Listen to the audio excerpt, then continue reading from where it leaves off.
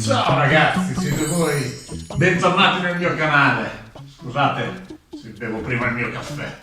In questo nuovo video presenterò la mia ricetta dei panini. Attenzione, aspetta che appoggia il bicchierino. La ricetta alla quale mi sono ispirato è quella del canale Rappanello. Io ci ho aggiunto del mio, ci ho aggiunto la mia esperienza di questi mesi di lockdown. Come vedete qua ho i vari ingredienti, ho usato quello che c'avevo in casa, quindi 1 chilo di farina garofalo, poi ho sesamo, quinoa, semi di girasole, un po' di farina bianca ma poca, giusto 2 cucchiai, olio buono, delle campagne pontine, acqua. E poi c'è del malto, questo non lo usa, non lo dicono in molti, ma questa ragazzi è eccezionale. Ma mi raccomando, iscrivetevi al mio canale perché a 800 iscritti vi darò la mia ricetta della pista e a 1000 iscritti vi darò la ricetta segreta del vichingo di un antico pane romagnolo. Ma in una bacinella metto l'acqua. Allora, il lievito, siccome faccio 1 chilo, mi serviranno 12 grammi di lievito. Pesa 12. Mischiamo.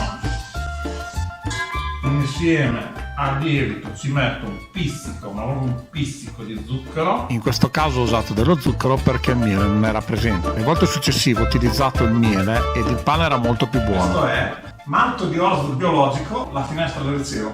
Allora, per 1 chilo la dose è un cucchiaio raso, ok? E ci abbiamo messo già lo zucchero, non è che io lo faccio per colorare un po' la crosta, per fare una bella crosta. Mi raccomando, non mettete il sale subito perché sennò bloccate la lievitazione. Mettiamo anche l'olio.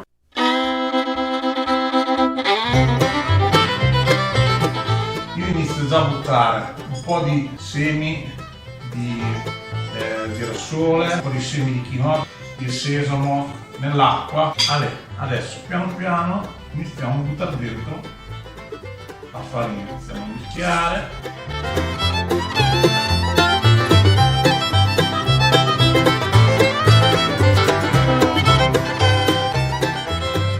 Inizia a essere un bel impasto. Senti il profumo. Mettiamoci il sale. Sale per 1 chilo, 12 grammi. Vi insegno un trucco: con un cucchiaino ci sono circa 4-5 grammi, quindi noi dobbiamo fare 12 grammi, così sono 5 e un pochino. Adesso continuiamo a mischiare col sale.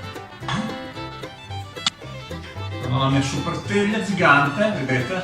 No, purtroppo Dio. Ho questa, ho messo la lavatrice, si è rimpicciolita, la tirando, rovesciamo. Ci vuole un po' di forza, un po' di farina bianca. Impasta il tuo impasto per altri 5 minuti. Eccolo qua. Avete una bella pagnatina così, ok? Sporcate le mani con un po' di farina. Fate una bella pagnatina. E adesso lo facciamo raddoppiare, lo teniamo 1 ora e mezza dentro questa casseruola coperta nel forno chiuso. Questo raddoppierà, ci vediamo fra 2 ore. A questo punto impasta il tuo impasto per altri 5 minuti. Poi crea una sfoglia come questa o più grande di circa 7-8 mm di spessore. Taglia quindi delle bande verticali di forma rettangolare. Allargale un pochino nella parte inferiore e poi arrotola verso l'alto come nel video. Formerai dei piccoli panini. Puoi anche usare il resto dell'impasto in specifiche teglie per il pane, per fare dei panetti o delle pagnotte.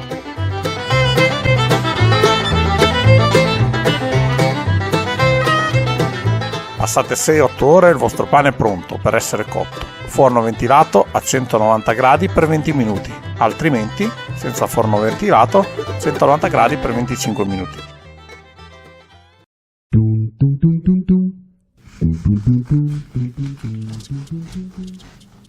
Oh, che profumino ragazzi.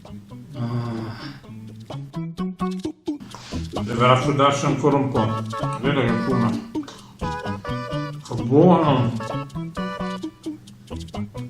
No. L'obiettivo è farlo durare un po'.